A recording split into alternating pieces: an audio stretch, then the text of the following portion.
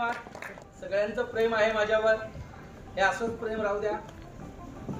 मनापासून धन्यवाद. आज कांतीलाल शेठ कडू यांच्या वाढदिवसानिमित्त प्रथमतः मी त्यांचं अभिनंदन करतोय का अशा या व्यक्तीमुळे आमच्या या पनवेलला जे परमपूज्य असे हृदयनाथ मंगेशकर आणि त्यांची टीम येऊन आज त्यांनी ते ज्या तऱ्हेने हृदयनाथ मंगेशकरांनी एक एक शब्द म्हणजे त्यांचा रुद्राक्षरासारखा होता आणि त्यांचे जे गायक होते ते गायक गात असताना सगळ्या प्रकारची फुलं वाहत होते. अशा तऱ्हेने त्यांच्या वाणीतून आम्हाला जाणवलं आणि अशा तऱ्हेने या 25-30 वर्ष जवळजवळ हृदयनाथ मंगेशकर आमच्या पनवेलसाठी येतात, पनवेलला लोकांना दर्शन देतात.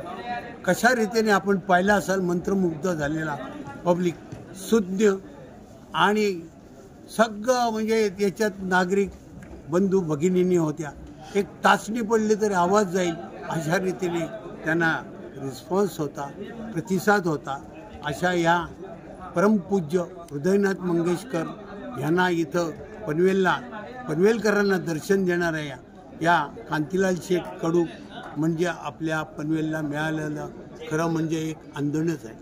असा पत्रकार होणे नाही. ह्या पत्रकारांनी वास्तविक पाहता महाराष्ट्रात झेप घ्यायला पाहिजे होती.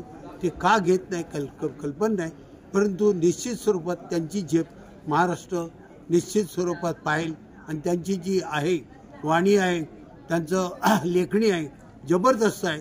अशी लेखणी महाराष्ट्राला पाहिजे. पुन्हा एकदा त्यांना उदंड आयुष्य लाभो अशी मी प्रार्थना करतो.